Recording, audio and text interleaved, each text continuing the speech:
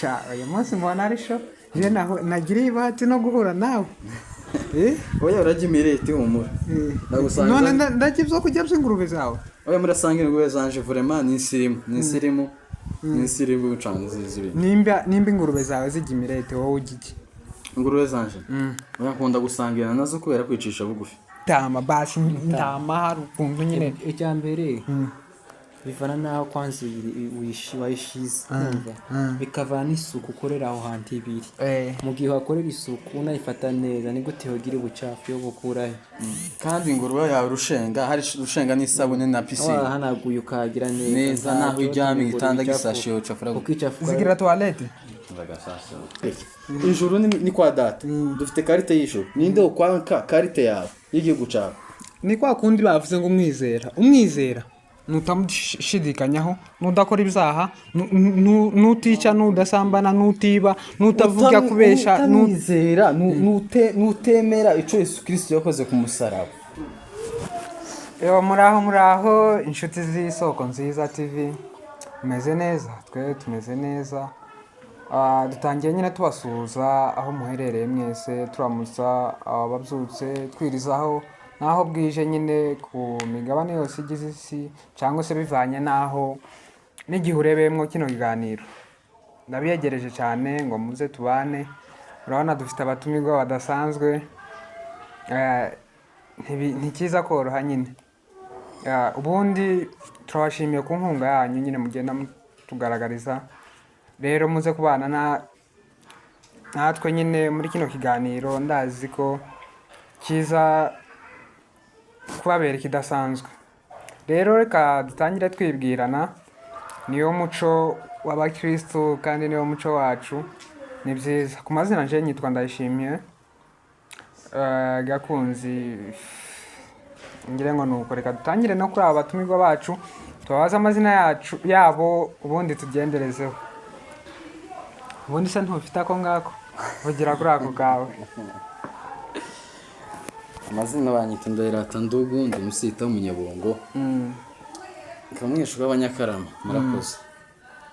None se uramaze ukora iki mu buzima busanzwe mu buzima bwa Kristo ukora iki? Mu buzima busanzwe ndacuranga mu buzima busanzwe bitonde mare kuvuga mu buzima busanzwe curuza ingurube hanyuma mu buzima bwa Kristo ndi umucuranzi. Ukiri aho ngaho kuko naje nyine nyiga business ni gute ucuruza ingurube birakorohera nyine ahantu turi n'ukuntu uzicuruza ni gute ubikora? Boyana sinzi icururiza aha ndazirangura nkazuriza indege zikaja muri Canada. Hari abakozi mfite bancururiza ingurube. Ni abakozi bawe cyangwa niwe mukozi wabo? Kubera hano no muri Canada biratandukanye. Gute? Muri Canada niho hafite ubushobozi nje kuko niyumva seloni nani yanje niko mbyiyumvamo niho bafite ubushobozi. Ni gute ukoresha abantu bo muri Canada utuye hano? Wumva yuko udashobora kuba umukire uri hano kurusha uri muri Canada? Nyine niyo nibyo bitekerezo byanje. Ibyo ni bisanzwe nje ndabafite bakorera Canada banje abakozi banje. Ni gute washoboye kumanaginga iyo marketing nyine gukora ubushakashatsi no gutangira nyine ku elaborate nyine ibintu byose bisabwa kugira ngo ubashe nyine ukora ubwo bucuruzi buva hano mu Burundi bukaja Canada? Ni gute isoko yaho imeze? Uzubona hari inyungu nyine irimo, hari ikintu bikunjiriza?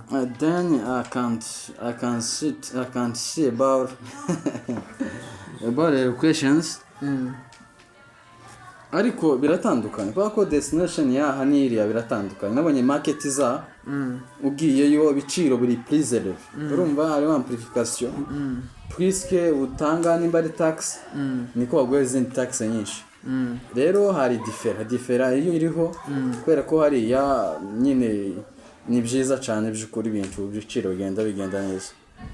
Ku buryo nagiye mbikoramo uko warumbashije ndabitangiye nyine into by into slow by slow ngenda grow up and then uyu munsi until for today maze kuba nyine umuntu maze kugira amazuma amafaranga kubera nyine ibyo bintu kubera ibyo bitekerezo Yesu yampejagije.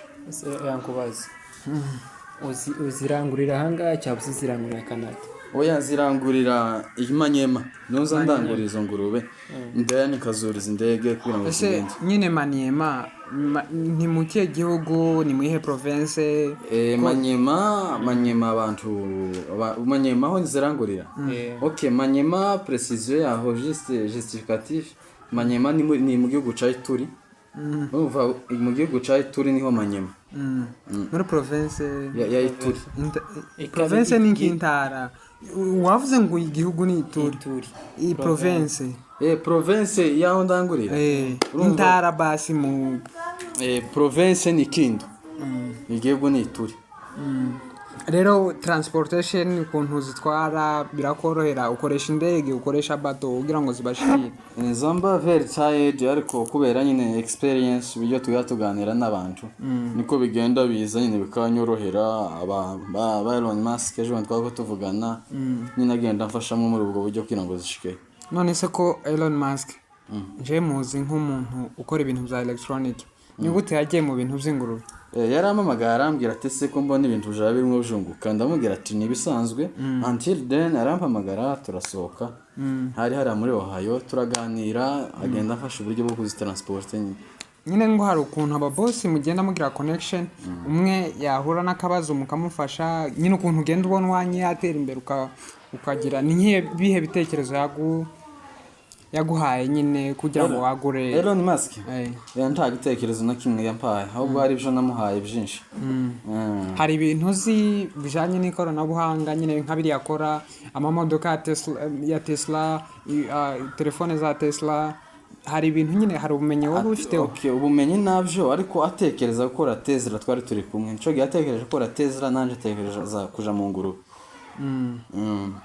Nyine ukuntu ingurube zigoye tukiri aho nyine ku ngurube urabona ingurube ni bimwe mu bitungwa bigoye cyane ibyo nk'iyo bifashwe gatoya bikagwara birarisika gupfa cyane kurusha ibindi bitungwa cyo utabibaye hafi nyine ngo wamubivura ni gute nyine kandi tuzi urugenzi rwo kuva hano rwo kuva nyine Maniema hariya mu gihugu ca Ituri gushika muri Canada Ottawa niko wavuze ni gute uzitransporta birakorohera ujana indege ntizishika zarushe ntazifa mu nzira kubera ko ingurube zanje okay biravana it depend then kubera yuko nyine ziba zarushe wenda zizi mugani wawe zarushe nyine buryo zonapfa ingurube zanje zikunda ibintu by'inani by'imireti ibintu bya kabucungu amata nukuba ko mu ndege nza ntwara nk'imifuka 3 ya kabucungu n'ububido hafi nk'ibihumbi 3 bw'amata kugira ngo ugende bunywa amata nyine ibintu nk'ibyo nyine kugira ngo ndumva zigenda zinjoyinga ugazifatira bathroom zikaja koga oya zazoga ingurube zanje vraiment zikunda ikirori kandi amafaranga menshi ndepanse sayo ziryo nayo zoga muri piscine kubera ko I think you can understand the past perfect what I want to say. Zikunda koga ingurube ko no mu ndege nzitwaye abantu piscine ko imwe yambwira ati sinoruhashika hara muri Canada nta piscine iriho mfata piscine then nshira mu ndege zigenda zoga kubera nyine ikibazo c'inani c'icokere ni gute uzimanaginga aho zikagera zikanavuga uburyo zimanaginga kugera aho zivuga ingurube zanje urumva kubera ko zamenyereye na zize section ya literaire ingurube zanje rero muri ubwo buryo zimaze kwiga literature rhetorique nyine kwiga ibintu by'imvugo langue then zitangira kumenya kuvuga gusa ntikizizi kinyamurenge cyane igifaransa icyesipanyol nico zivuga cyane kurusha ibindi ko bisa nkaho nawe icyespanyola utakizi ni gute managinga ibintu bivuga indi mvugo nawe mudahuje ni gute mugirana communication? Koresha translate oya nkoresha translate uyu tuba turi kumwe arabizi iyo bivugaho nawe rero tukiri aho nyine ku ngurube ni gute wabonye umusaruro ntafashije naje gukora business ni byinshi nangenda nkwigiraho cyane nkunda business niyo nkurikirana ku ishuri rero nanje nkeneye kuba nkawe ni gute wabonye umusaruro ugitangira watangiriye ku ngurube zingahe ubu nyine ugeze ku ngurube zingahe? Natangiriye ku ngurube 500. ingurube 500,000 bari then 500,000 francs. oya ingurube ibihumbi 500 zo ntangiriyeho business in the beginning until for today ndi mu ngurube nk'imiliyari 15. Ni gute uzimanaginga kuzirisha honyine? ahubwo ikibazo si ukuzimanaginga ahubwo ni gute ntuzimanaginga n'ubushobozi mfite. Ikibazo si ukuzimanaginga, ikibazo ni gute ntuzimanaginga n'ubushobozi mfite bw'ifaranga. Sha uyu munsi mbona ari sho je nagiriye ibati no guhura nawe. Oya urajya imireti humura. Ndagusanga none ndakivyo kujya by'ingurube zawe. Oya murasanga ingurube zanje vraiment ni insirimu cyane zizuri. Nimba ingurube zawe zijya imireti wowe ugiki? Ingurube zanje oya nkunda gusangira nazo kubera kwicisha bugufi. Kwicisha bugufi. Nani tubwire nko kwicisha bugufi nyine ukuntu wicisha bugufi ukuntu bikora. Ndi kumwe n'ingurube cyangwa se uhuye n'abantu kandi ufite amafaranga arenze. Kwicisha bugufi ni ukwemera uriwe agakanyago ukemera kubabo. Kwicisha bugufi ni ukubona umuntu ukemera guhisha ibitekerezo byawe. Bwana sifiwe. Amen. Ibintu birajanye. Kwicisha bugufi ni ukwemera guhisha ibitekerezo byawe ukaba ibitekerezo by'undi mu nyuma ukagarura ibitekerezo byawe mu byiwe. Sinzi uko mvisha. Birancanze. Kasubire mu kwicisha bugufi ni uguhisha ibitekerezo byawe ukaba ibitekerezo by'undi mu nyuma ukagarura ibitekerezo byawe mu bye.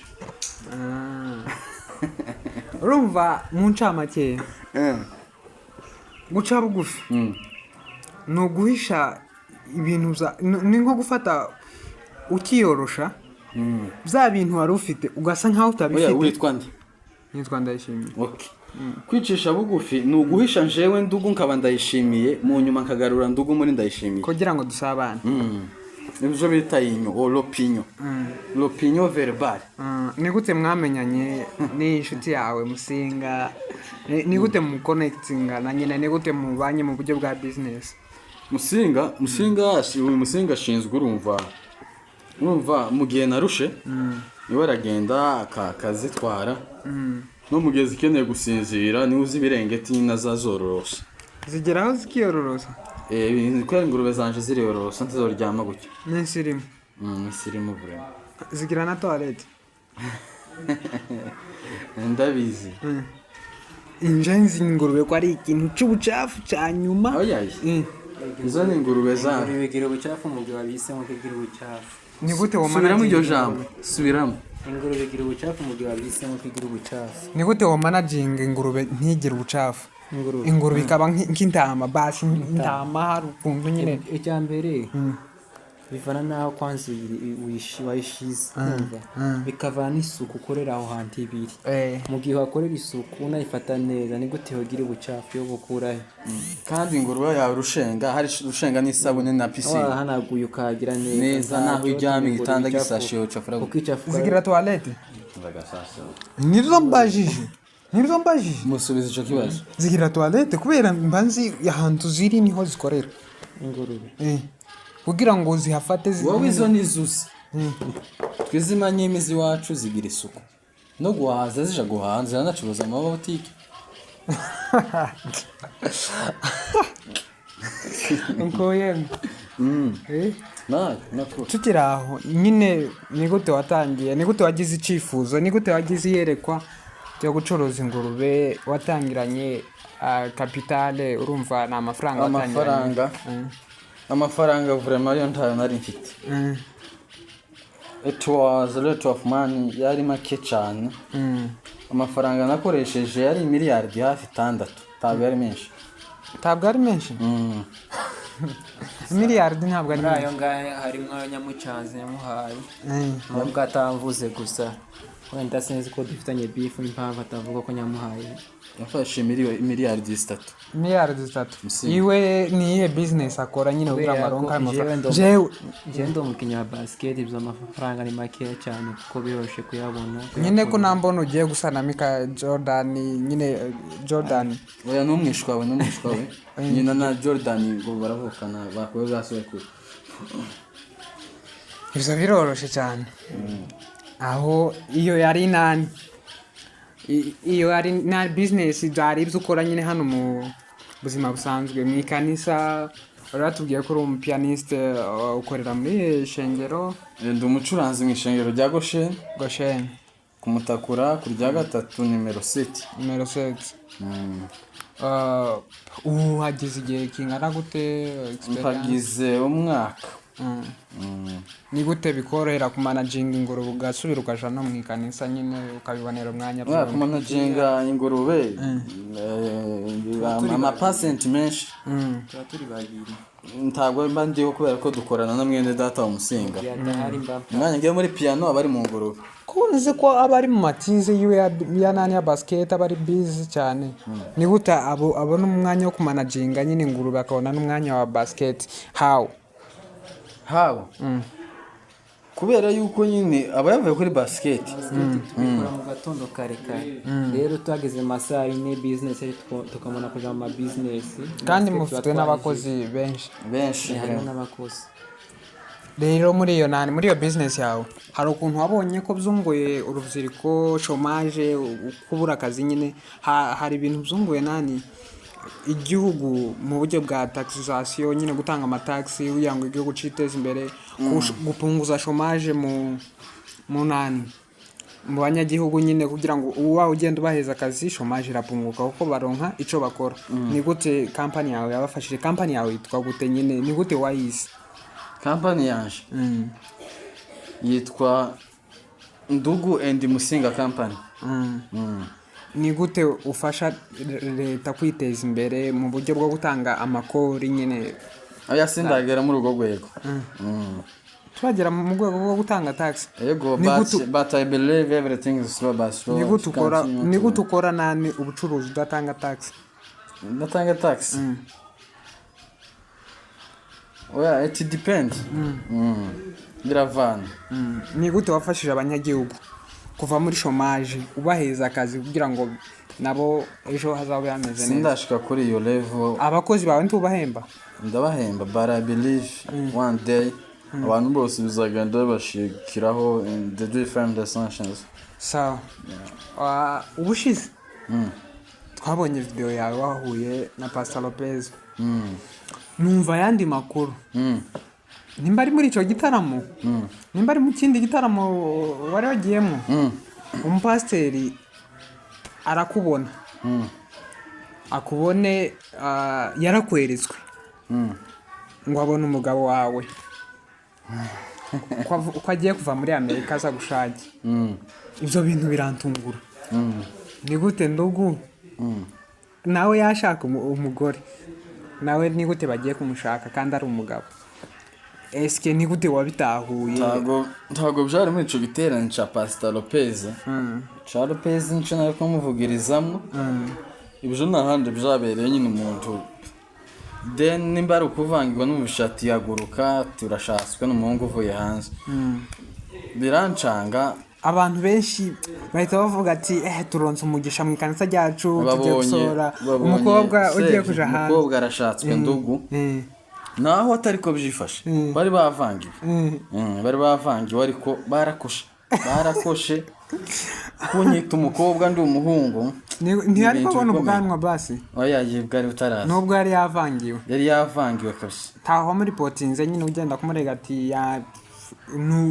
twebwe nk'abantu bamenye Yesu afite Holy Ghost Saint Esprit muri twebwe ntabwo tworega muri ma administratif turababarira ko Yesu aduha kubabarira nuko Yesu akabeza kubabarira uvuza ikintu kubabarira basi nawe yarihanya aza kubwira ati mbabarira iwe ntihanya ariko nje naramubabariye kandi ntakure ibyo yakoze ndabyibagiwe wemera kwihana icaha ko nyine bifasha umukiranutsi kugusabana kandi n'Imana mu gihe aba yakoze icaha kwihana icyaha umuntu ntiyakoze icyaha kuko yari yakoze icyaha ni gute yokwereka ibintu bitari nkabyo yihanye namubabariye kubw'ikosa yakoze ariko si icyaha basi kwihana niki ni ukwihana iki icyaha niki ni igihe ukora ibitajanye n'amategeko y'Imana oya tituri abanyabyaha kandi ntabyaha dukora biri iravuga muri Yohana ngo nicyo cyatumye itanga umwana wawe w'ikinege la seule enfant unique ngo kugira ngo umwizera wese atagira gute atarimbuka ngo ahubwo ahabwe ubugingo buhoraho. tuzajanwa mu ijuru no kwizera tuzajanwa mu ijuru no kwihana uwo pfa utihanye ariko wizeye ukaja mu ijuru. Subiramo. Nari nkubwiye nti tuzajanwa mu ijuru no kwihana tuzajanwa mu ijuru no kwizera. Ushobora gupfa wihanye ukaja kwa Satani. Ushobora gupfa wihanye ukaja kwa Satani. Ukaja kwa Satani gute kandi Imana yaratanze umwana wayo w'ikinege what does mean to be kuba mu bushake bw'Imana dans la présence de Dieu. What does mean the target. Ngaho bitusobanura ko mu bushake bw'Imana ntabwo ari ukwihana ni ukumenya icyo Yesu Kristo yakoze ku musaraba hama ugaca uhindukira hama ugaca utora inzira nyayo iri paralele. Rero ikintu ushobora kwihana ku kanwa ati mumba ugiye gupfa ati mbabarire ndi umunyabyaha mbabarire bagakubabarira. Ntabwo uba wihanye kubera ko kunza Imana uba wihanye kubera ko utinya umuriro uzagutwika. Urumva Imana iseka cyane wawe wihana watinya kuzasha utawihana kubera urukundo wikunda. Kwihana ni ukumenya ko Yesu Kristo yagucunguye n'icyo yakoze ku musaraba niko kwihana. Niko kwihana naho nyine wancanze wa mugabo no mucanze naho nyine kwihana wakoze icyaha runaka ntabwo ari ngombwa. Oya je sino kwihana sindi umunyabyaha tuzatugwa mu byaha ariko ntituri abanyabyaha tuzatugwa mu wogwa mu mazi ugarutse kubivuga wogwa mu mazi utaba mu mazi ariko kugumamwo nico kibi ukwiriye kuyavamo kandi uko kuyavamo niko kwihana. turi abanyabyaha gute?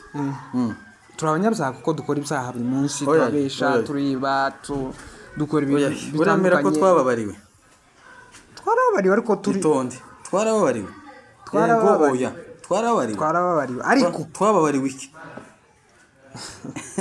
Subiza musinga yafashe twababariwe ibyaha byacu. Ibyo byaha twababariwe byagumyeho ntibyagumyeho ariko ntibitubuza gukora ibindi. turacambaye umubiri. Nkubwire uzi icyo bitwa gucungurwa? Gucungurwa ikiduha umwana wayo w'ikinege ni ukuvuga ko twari twabariwe. Nakubwiye ngo kuja mu ijuru ni uguhindukira ni ukwizera ukamenya icyo Yesu Kristo yakoze ku musaraba hama ugaca ufata inzira yo kugororoka ukagororoka rero ukareka ya makosa yose. Oya ukareka amakosa. Timuza mukunda kuvuga ngo umwana w'umuntu yokererwa atari yako ntekererwa adacumuye. Ta naho byanditse muri Bibiliya kujye ni commentaire bazo bavuga taho narashatse ndabura. abazi Bibiliya cyane badusubize nimbuzi yuko kwihana wantegereye ariko kubaza abantu benshi 98% baza bihana kubwo gukunda Imana cyangwa kwinati bazasha mu muriro. Biravana n'umuntu nyine cyane nk'abagiye gupfa no gutinya umuriro ariko kuri babandi bagifite ubugingo ndetse bagiye bagifite nyine inani ubuzima sometimes no gukunda Imana ariko bagiye bihana bagiye gupfa no gutinya umuriro. Okay umvaga rero ikintu gitangaje baze kwihana kubera ko utinya umuriro atari ukunza Imana biza birababaje. Urayikunda ahubwo wopfa ukunza Imana ariko ugapfa utihana. Urayikunda? Ndayikunda cyane none urabona sometimes nk'uko senka nyoko nk'uko se nk'umubyeyi wawe ntazarakara tuzi umusaba imbabazi uzazi musaba aho none ni nkako nako wosaba Imana imbabazi. Abanyabyaha bazasha bazosha gute? Bazosha nyine kubera batihanye ibyaha byabo. Oya so kwihana ibyaha byabo kuko batazi icyo Yesu Kristo yakoze ku musaraba. Rero yego ngiye bakimenya ntibo bagikoze ibyaha ni iki? Ibyaha ni ugukora ibitandukanye n'amategeko y'Imana. Oya si ibyo byaha icyaha ni ugutamenya icyo Yesu Kristo gusa yakoze. Wowe kudashaka kumva niho tawumva aho kugiye kuzana zana ibyanditswe nakubwiye ati Bibiliya avuga ngo nicyo cyatumye itanga umwana wawe w'ikinege itonde ngo kugira ngo umwizera wese atarimbuka ahubwo adahabwa ubugingo akwira ahabwa ubugingo buhoraho tegereza nicyo cyatumye itanga umwana wawe w'ikinege ngo kugira ngo umwizera wese atarimbuka ahubwo ahabwa ubugingo buhoraho apana kugira ngo wakoze ibyaha wese kugira ngo umwizera wese nuko kuwizera Imana wese yandikiwe ijuru. Reka twebwe dufite ubwene bw'ijuru urabizi nkwereke ijuru ni kwa data dufite karite y'ijuru ninde ukwanka karite yawe y'igihugu cyawe ni kwa kundi bavuze ngo umwizera nutamushidikanyaho nudakora ibyaha nutica nudasambana nutiba nutavuga kubesha nutizera nutemera icyo Yesu Kristo yakoze ku musaraba sawa turemeye zana ibyanditswe ibyahishuwe 20:15 kandi umuntu wese utabonetse yanditswe mu gitabo cy'ubugingo ajugunywe muri ya nyanja yaka umuriro. Iyo nyanja yaka umuriro urayizi uhita utekereza ko ari inyanja y'umuriro. Ni umuriro nyine utazima. Okay, uremera ko batemi bo bavuga yuko umuzuko wa mbere ari w'abakiranutsi, umuzuko wa kabiri ari abatazazuka? Bakazuka gute kandi batazazuka? Ubundi ho nyine utazazuka yosha gute? Kado cyane papa, wewe yoza benshi.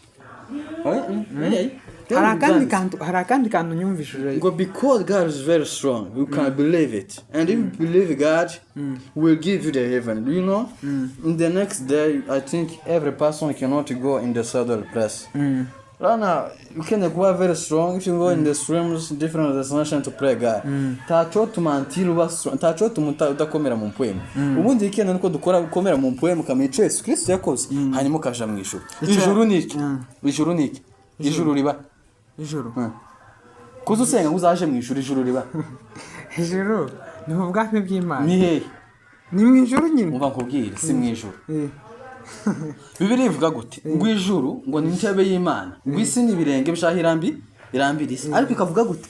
Ngo Imana yabuze aho igira gute? Ngo ikwigwa mu mutima w'umuntu. Nukuba yuko ijuru riri mu mutima wacu. Nukuba kuzo usenga kugira ngo uzaje mu mutima wawe. Kubanaba kasubira kubaze baratubwira muri comment ko bazumva. Oya musi fasha ibyo bintu wabyumvishije wabisubiramo ikintu amaze kuvuga wogisubiramo muheze mubaze. Oya nafate nta narimba jate se bibiri iravuga ngo ijuru ni intebe y'Imana, isi ni ibirenge bishaka kugira gute irambiriza. Ngo ariko ngo Imana yabuze ahantu ngo ikwigwa mutima w'umuntu. None gute usenga ngo uzaje mu ijuru kandi Imana iri mu mutima wawe? Nuko ko ijuru riri mu mutima wawe urabyemera? None gute Yesu Kristo nukwereke Yesu Kristo yavuze ngo nuzodushikana kwa data azodushikana hadahari.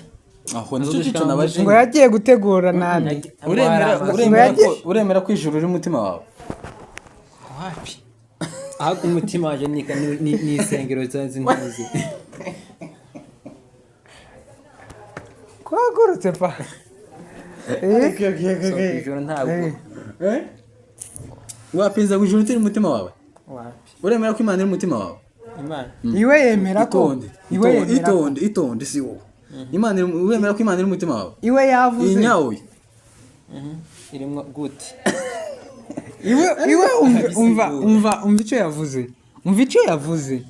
Yavuze ngo cyagihe Yesu Kristo agiye kuzamurwa kuja mu ijuru nyine kuri Pentecost. Yaravuze ati simbasiga mwenyine ndabohereza mwuka wera. Rero jewe ngiye kufategurira namwe ho muzoba. Iwe yizera yuko ijuru nyine ririho ryateguwe kubarikoreye.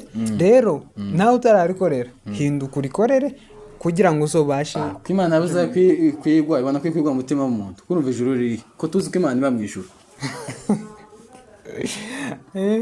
Ikindi kintu wavuze ijuru rirahari Imana. Aya narimbaje munsobanurire twumvikane. Iwega yagusobanuriye ntabwo yabisobanuro byo. Ntabwo yasobanuriye. Yavuze kuvuga no gusobanura biratandukanye. Kuvuga no kugira uti. Kuvuga no kuvuga nyine abantu bakumva ariko batumvisha icyo wavuze. Ni kuko kwamuvuga amagambo 10 ubuvuza amagambo ariko nta jambo bavuze. Kandi wavuze amajambo 10. Ubuvuza amajambo 10 ariko akumvikana rimwe. Ni kuko mu majambo 10 bavuze rimwe. Nawe yavuze 20 Oya. None ko wasta. Uremera ko turi abana b'Imana? Abana b'Imana. What does mean to be the son of God? Gerageza uhindura imvugo Mana. Niki oya niki kuba umwana w'Imana niki? Kuba umwana w'Imana. Nuko wemera yuko Yesu Kristo yadupfiriye kurumva kemera kanamukurikira. Yuko yadupfiriye ukemera ugakurikizwa n'amabwiriza. Vuga aya mabwiriza. Amabwiriza niyo mategeko. Yavuge vuga yuze. none ntuzi amategeko 10 si 10 none rero utazuyakurikiza wosanga ngo tumaze kumenya tugahindukira twafashe inzira yo gukurikira nimba warakurikiye uri umwana wayo twese turi abana b'Imana nta kibazo. akandi kantu numvishije vuba hari discussion nasanze urimo ariko ntabwo ari discussion wariko widefanda ni nkaho ivyo byaha biguyemo ni gute uvuga ko kumwa inzoga atari icyaha ivyo bintu ni birebire. Bibiliya ivuga gute? Bibiliya Qu'est-ce que la Bible dit quoi? Ni ukuvuga ko ibintu bya infinisme biri autonomy. Ni gute vyipanze? autonomy Tegera ugena muri anatomy. Kunywa inzoga Bibiliya iravuga ngo ibisindisha tibikagera mu kanwa kanyu. Sibyo? Ibisindisha ntibakagere mu kanwa kanyu. Kunywa inzoga nica nica cyo ndagihamye. Rero impano nari gusa ntabwo byanditswe impamvu nari mvuze impano nari mvuze kunywa inzoga kandi si icaha. Wazo wajya ibitoki none nibyo bakoramwa primus ibitoki byo biva mu inzoga primus oya ya inzoga dore hano icambere nanje noje kunganira kumwe inzoga ntaho biri mentionné yuko ari icyaha muri Bibiliya ahubwo ikiri mentionné ikivugwa muri Bibiliya havuga gusinda ko ari icyaha gusinda nyine kwa kundi ushika ugakorogana ahantu niho cyaha. Kunywa inzoga ni icyaha bivana nuko bitahuye. Hari amadini atazi ko ari icyaha wereke Yesu yahinduye amazi kubika amavinya kuba divayi yari energy yari amata yari divayi ni ikisi inzoga none nuko ko gusinda nico cyaha kumwe inzoga si kubera ko ariko usinze anywe inzoga uba wataye connection yawe n'Imana uri ubwenge Imana aguhaye uba bwacitse yego ariko uza gusinda wamwoye oya uzumwa yuko wasinze ubabanje gusinda kujya mbere y'ukumwe wowe wasinda utaramwa tegera ngubwire ayo man tegera ngubwire kujya ntabwo uzusinda kubera ko anywe inzoga nta muntu uzusinda kubera ko anywe inzoga uzunywa kera wasinze ngagenda uzimwe turere nimba udasinze kubera ko kera wazitekereje uba wamaze gusinda uzushira gusa mu ngira ibitekerezo byawe bico byakugaburiye ngasinda utazi mwoyo umva ngubwire sinda twicaranye ze ndibyo kunda ko sinda umusinzi je ne suis pas un ivrogne de primus mais je suis un ivrogne de Saint-Esprit. Il faut que nous tous ensemble nous puissions être les ivrognes de Saint-Esprit mais les ivrognes de primus ça ne peut pas passer. Comment maintenant nous pouvons ni ivre papa we uruvuze gute ni gute rero twoba abasinzi b'umwuka wera ababigishwa bayisora mu cyumba cyo hejuru barabwiye ngo uzabohereza umwuka wera cagiye barasinze kuko buri muntu yakobona baratwigisha wacu muri Pasaka ngo muri Pasaka cyangwa muri Pentecost ukamona umuntu ngo hejuru y'ikintu cy'urumuri gusa urumuri gusa gonyine iragoye gusinda man ntaguzusi oya tuzusinda kubera kwa inzoga nuko wabanje gusinda kugira ngo kube umbere kuzima urumva ibitekerezo nibyo bisinda kurusha ibyo ushira mu nda urumva ikintu cyose dukora bivana n'ibitekerezo ibitekerezo niyo nibyo bigupushinga gukora ikintu runaka cyaba cy'ubugingo cyaba cy'ibyaha gusa wari wanze ko icyaha kitahaba icyaha nakwiye ko tuzatugwa mu cyaha ndi turi abanyabyaha twamara ni gute tuzatukivamwo nkiyo twakiguyemwo niki kibiduhesha kubivamo ni ukugarura wifi ni gute tugarura wifi nyine ni ukuja mu bushake bw'Imana muri presence yayo urumva no gusaba imbabazi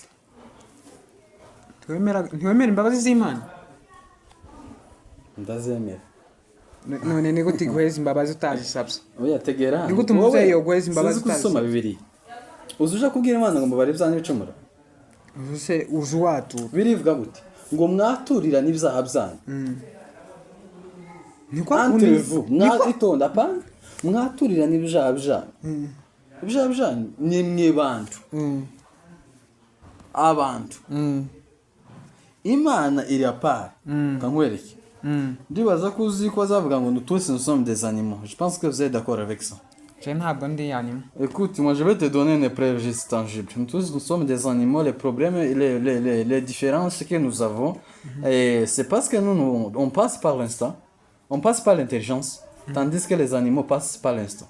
Mais quand même, nous tous, nous sommes des animaux. L'instant ni À manger, tu peux manger, les animaux aussi peuvent manger. Hein? Tu peux dormir, les animaux peuvent dormir. Entre vous-même, vous, mwebwe abantu. ni wewe nani? Itonde Je ntabwo ndi animal. Je ntabwo ndi animal, ni wewe animal wenyine. Nawe urabyemera uri animal? nakubwiye zero philosophy. Twese turi inyamaswa. Je ndi umu business. Dutandukanye nuko dutekereza inyamaswa zidatekereza. Kubera ko uzuryama inyamaswa ziryama, uzusinzira uzurya zazirya. Hari 5 senses z'umuntu. Hari 5 senses z'umuntu. Est-ce que les animaux ont les 5 sens que les hommes possèdent?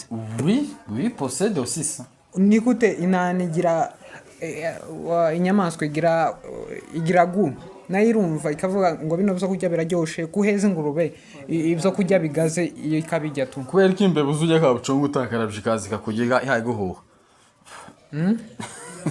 Oya njeje nakubajije kubera ko imbeba bansubize nanjye ndakubwira ariko ingurube n'imbeba byose ni inyamaswa kuko bazatwira gukosha manje tu donc c'est différent bitandukanye na cryptographie zazo urumva inyamaswa avuze tuzibazise kusa n'uwize amasomo menshi si menshi cyane wize ayahe masomo nje byandenze oya si menshi ndi muri sansi kubera kumvugo wantaye hasi aho mu bumenyi bwa siyanse wantaye hasi wanyije muri philosophy wantaye hasi business niyo domaine yawe wize ayahe masomo ako kantu kari kacitse niko kantu nyari ku aya nize nani nize kuri university nize nani nize theology ubundi muri science nyine niyo domaine yawe urumva nta bindi wize business waje ni gute business yaje ni gute ayo ma philosophie yaje kuyinjiramo jagiye biza en chercher de différentes destinées juste puisque je fais l'authenticité d'aller chercher comment je peux évoluer ma capacité intellectuelle pour être un infinisme, donc l'infinisme, l'augmentation, donc l'amplification de votre capacité. C'est ça qui m'a poussé d'aller chercher pour que je puisse être un expert, donc être un bon expérimenté. Ni hewe ibyiga byawe ni muri kino gihugu turimo nigira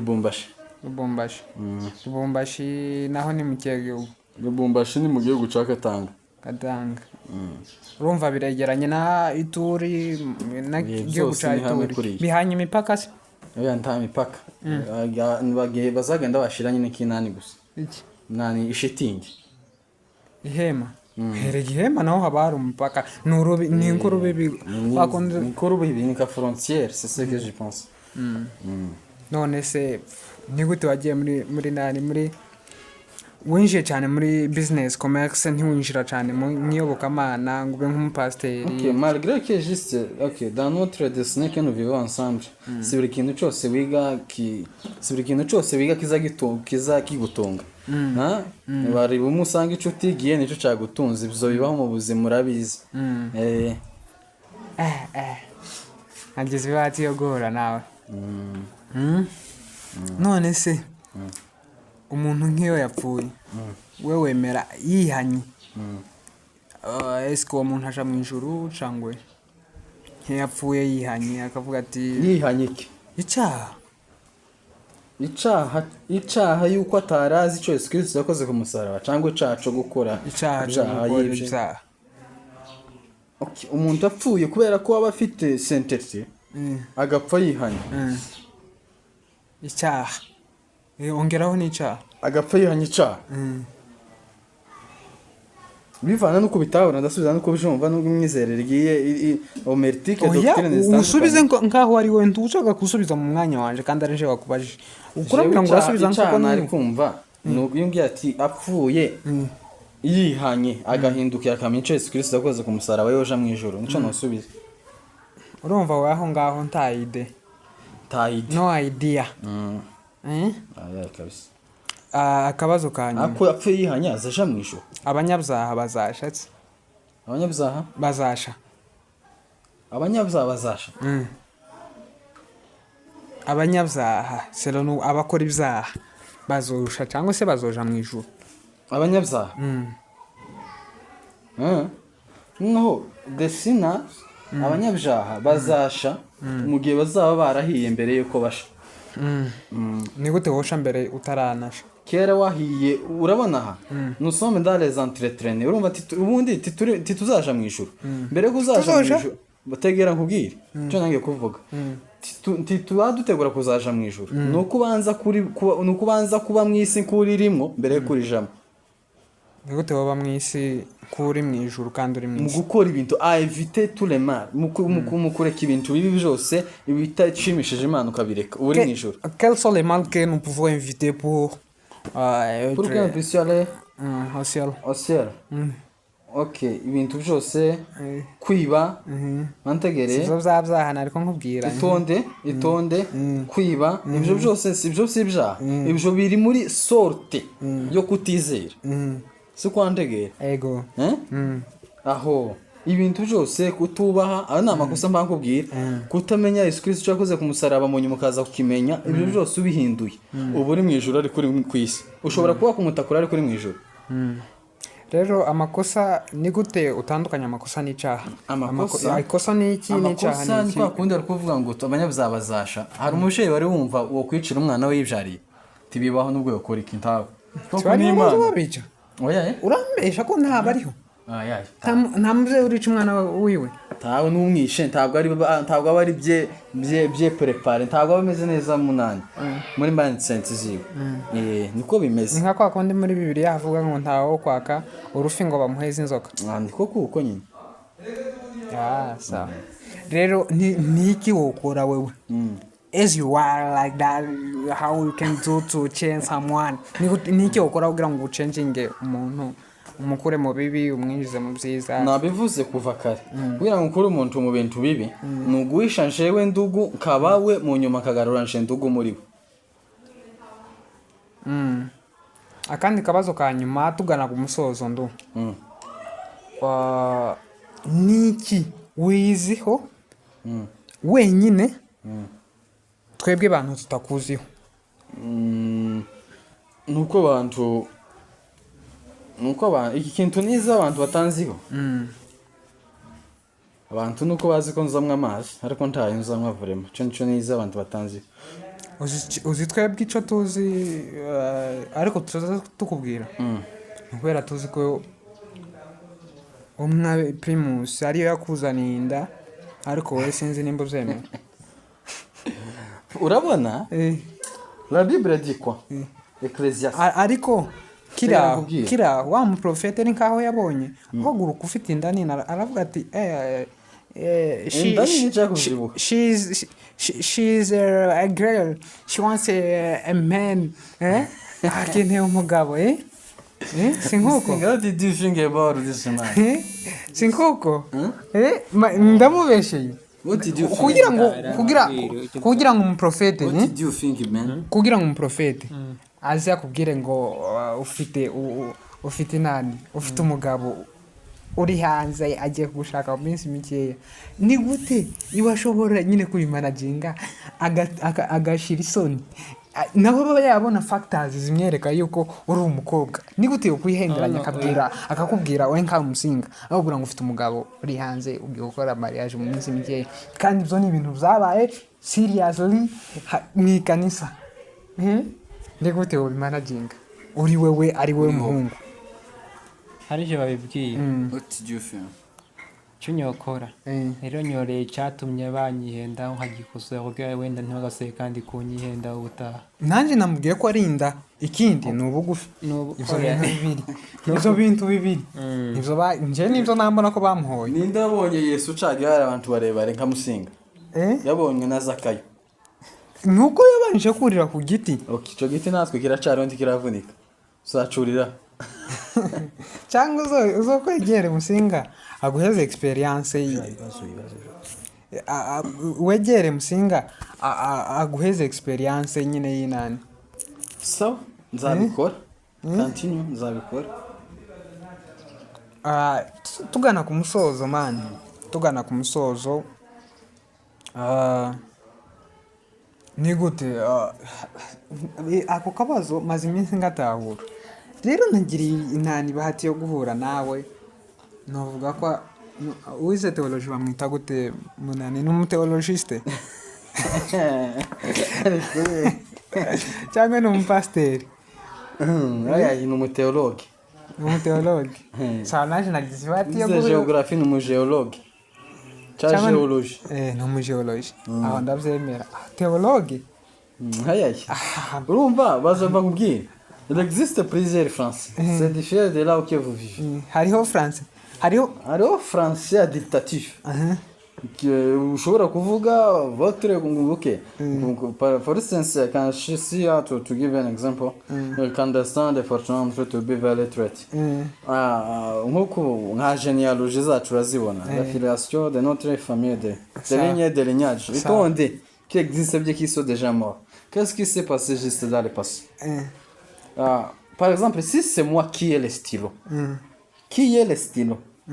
Hein? C'est toi qui es le stylo. Non, ce n'est pas la gestation qui montre que qui est, ce n'est pas qui est le verbe être. C'est ce qu'on m'a juste, c'est l'adaptative. C'est ce qu'on m'a adapté. Ikindi rero aho urancanze aho urancanze Muzinga, what did you think about this man?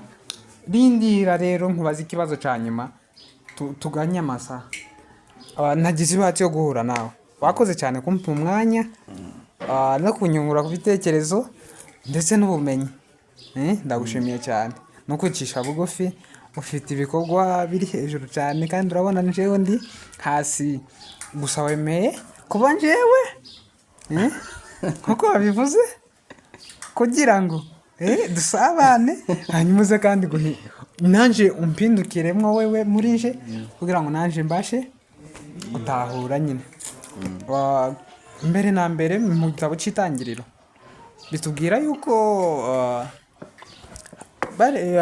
Imana yaremye isi n'ijuru gusa imare kubirema byose ibona ko bidakwiye irema umwana w'umuntu imurema mu ishusho yiwe kurumva ari we Adamu hanyuma aravuga ati Adamu ntibizoshoboka ko aba wenyine imurema mu ishusho yiwe Imana yaremye umwana w'umuntu mu ishusho yiwe mu ishusho yayo mu ishusho yayo gute mu ishusho yayo nyine desectuye abantu bose ko ku isi ab'inzobe birabura tudasa ni gute twese dusa n'Imana none ni mpaka wa mu bizobe oya nasobanura nyine mu ishusho yayo gute ishusho no kugira umutwe no kugira amatwi amazuru kurumva amaso amaguru abiri kurumva niyo shusho yiwe hanyuma ibona ko umuntu bidakwiriye ko yoba wenyine kugira ngo satisfaise amabezo yiwe yose kurumva imuremera umufasha ari we Eve je bita l'auxiliaire hanyuma babyarana abana batatu Kayini Abeli na Seti hanyuma ngira ngo uzi inkuru ya Kayini na Abeli ibyo turayitambutse nyine kugira ngo tuganye umwanya hanyuma Kayini aza gushaka na Seti aza gushaka gusa muri Bibiliya bivugwa yuko baje kubyara abandi bakobwa n'abahungu gusa nyine amazina yabo tari included in a Bible ntabwo ari muri Bible nyine ntabwo banditse amadetaye yose hanyuma baza gushaka Kayini na Seti ese Kayini yaje gushaka abakobwa bande na Seti yaje gushaka abakobwa bande kuko twari tuzi ko ari wo muryango wonyine wari uriho baje gushaka gute baje gushaka abagore gushaka gute aba bakobwa kandi abari bariho cyo kibazo gusa nyine muri Bibiliya havuga ko Eva na Adamu baje kubyara abandi bana atari muri abo batatu Kayini na Abeli na Seti baje kubyara abandi bahungu n'abakobwa gusa ntibanditse amazina yabo cyangwa bavuge umubare Seti na Kayini baje gushaka muhe muryango baje gushaka muhe muryango Seti na Kayini na Abeli kumusize none se Kayini ntiyari yamwishe Abeli yapfuye ataraje okay ndabyerewe ni ukuvuga yuko urabona sintinda kuri Kayini na Abeli usibye ko dans la vie que nous vivons ensemble il faut avoir la paix plus que la vigilance Il faut avoir la paix plus que la vigilance à cas de faire veger quelques personnes. Veger tugomba nyine kugira amahoro kurusha kwihorera. Ntibabonye ko ujya yihoreye yica umwe bavukana. Niyo vigilance veger. Aho. Nukuvuga yuko uko nje mbyumva bo bashatse. Muri Bibiliya mu isezerano rya kera ntihavuga abakobwa. Je bujundagira sino bitinda urabizi. Ariko abantu bashatse nza numva ngo nabo bari begeranye. Hari abantu bari begeranye aho hafi. Nibo bashatse. Barabaturanye. Abaturanyi. None ni gute bashatse abaturanyi kandi bavuga ko isi iremwa hari umuryango umwe wa nani wa Adamu na Eva n'abana babyaye ari abo batatu n'abo bandi batanditse nyine muri Bibiliya batatanze amanani. Ni uwo muryango wundi wavuye he? Uwo muryango nyine urumva ko bari inshuti nyine bagenda bamenyana bukebuke. Ariko umuryango simuzo Eva yashatse nani yashatswe mu Seti. Ntabwo yashatswe yarashatse. Uwo mukobwa yashatse simuzo. Gusa bishoboke ko bari begeranya kuri iyo misozi nyine bye. Nihe misozi? Bari baba muri Edeni. Edeni bivuga ko yari iba uturutse Lubumbashi mukamanka Gisangani. None igihe woje kubazo muri Kongo wenda babimenye. Igihe Adamu na Eva bakora kiriya cyaha cyo gusoroma imbuto yerekana ibyiza gukora iciza n'ikibi. None ntibirukanwe muri rya shamba rya Edeni bagiye tago berukanwe muri Edeni. Birukanwe muri la présence de Dieu. Qu'est-ce signifie-vous Eden? What does mean Eden? Ntabwo ari place il fact physique juste ukompe toucher ni ibintu biri logique c'est les émotions sentimentales. Nuko yuko urumva Eden ni c'est la présence de Dieu. Bari mu bwiza bw'Imana. Ntabwo bari ahantu hagaragara gutya ngo naha batuye. Est-ce que nimba bari kwisi kubera ki jusqu'à nos jours bataratrouver aho bari batuye? Oya. Hariho abakoze ubushakashatsi. Oya bura n'ubushakashatsi bw'isi. Kandi nta bwenge bw'isi buza butahura ubw'ijuru. Tabwo. Gusa nyine ntari nakwegereye kwizeye nyizeye ko mbona igisubizo cy'uyu munsi cyaho umuryango wa Adamu washatsemwo ukuramwo abakazana. Sasanze nawe taho ariko bishoboke ko bashatse sebukwe nimba hari ibitabo bitari muri Bibiliya. Hari ibitabo bitwa muri Bibiliya basize. Igitabo cya Enoki arico zubona. Bagisize.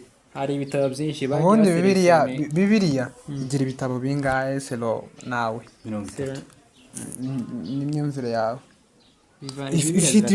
Bibiliya igira ibitabo bingahe? Selo nuko wabitekereza wowe wakagombye kubona ko Bibiliya yogira ibitabo bingahe? Ibitabo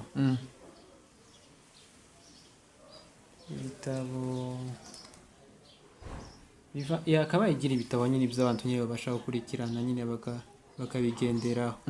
Kuko ngize mvuga precise ngo mubari ngo n'uyu nguyu tutashoboye kubigenderaho nazo si byiza. We nyine Selona n'ukuntu yari kagombye kugira nk'ibitabo nka bingahe ibyo ubona biri necessary kuri wewe bishobora kugufasha ni ibitabo.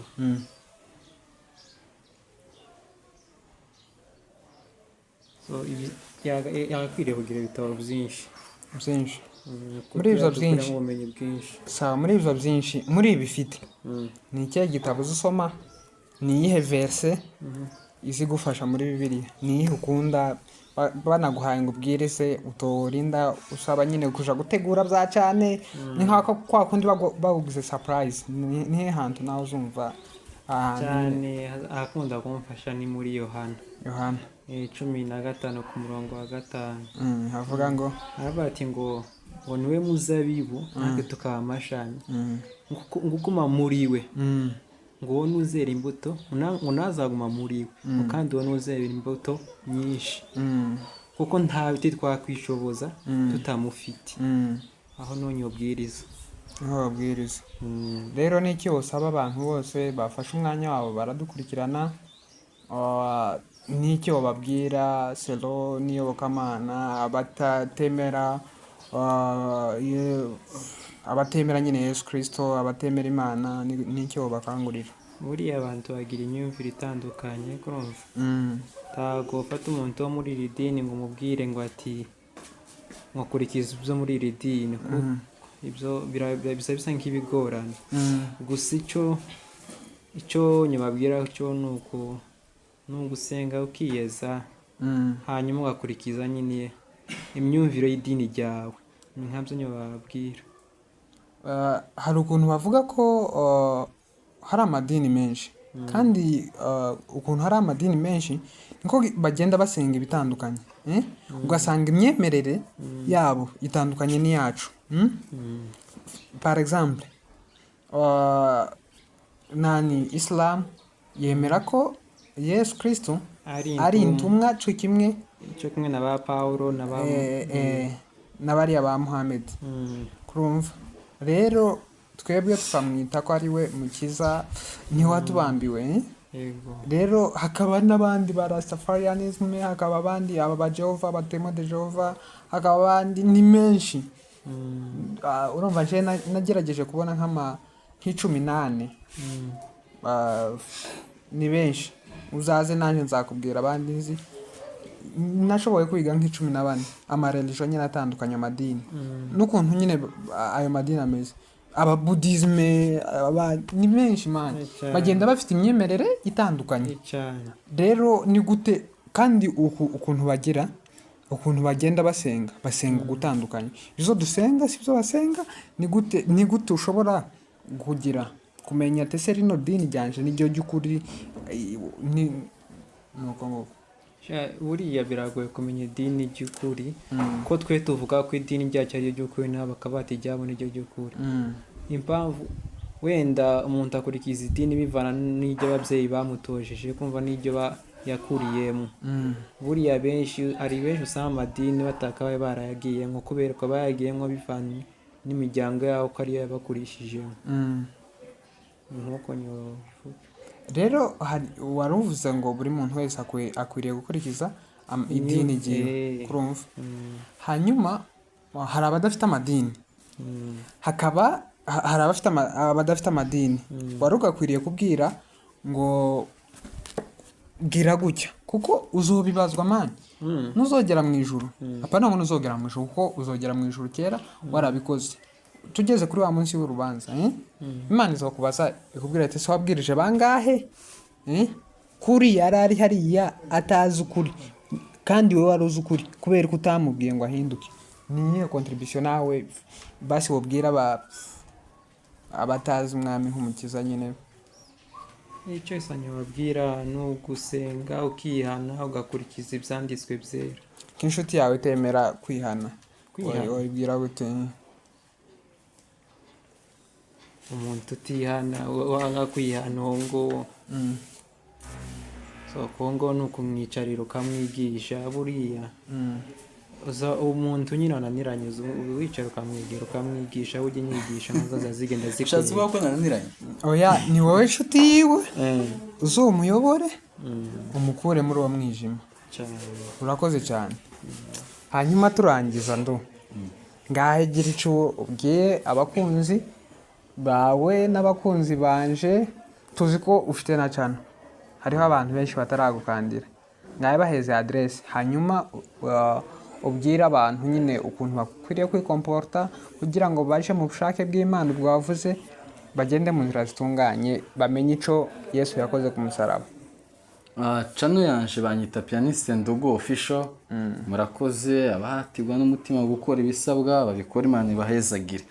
Hanyuma abantu icyo nababwira, mugomba kugira ngo muzaje mu ijoro muri ibi bihe bigoye by'ukuri, abantu baba bankurikirana bari ahantu batandukanye, nuko mubanza gupfa mwese mugende mupfe. Nimba warapfuye ugende wica undi nawe apfe. Nimumara gupfa muzaje mu bushake bw'Imana, kubera ko sinavuze gupfa mu mubiri, mugomba gupfa ku byaha, ku ngeso za kamere, mugakira ku ijuru. Mugende mwicane. Nimba nzi ngo Musinga aracafite ingeso za kamere, ngende mwice, apfe kuri izo ngeso za kamere, akire ku ijuru. Hanyuma afite ibibazo bitandukanye nabo musenge Imana, Imana ntaho taho yagiye kirabumva izabasubiza kandi nibasubize izabasubiza imbere y'ababaseka bariho zambwira bacata umuntu wagutaye mu nyanja atitaye ku mafi arimwo ku nzoka ziremwo ibijyana birimwo akagutamwa atitaye ku birimo bijyana mu nyuma ukavamo tafite uburenganzira bwo kubaza mu nyuma ati savuyemo gute gusa mwizere Imana ijuru riri hafi mukiranuke Imana yo mu ijuru bahezagire hanyuma kuri mwene data ucano yiwe Isoko Nziza TV ku Isoko Nziza TV abantu mugende mukande subscribers babikore kabisa ndetse no ku mukameramene wacu nzamukorera niko yitwa Nzamukorera TV abantu bagende bakande kuri Isoko Nziza TV na Nzamukorera TV subiyemo Isoko Nziza TV Nzamukorera TV mugende mubakandire cyane nimba warakanze bwira nyogokura kandi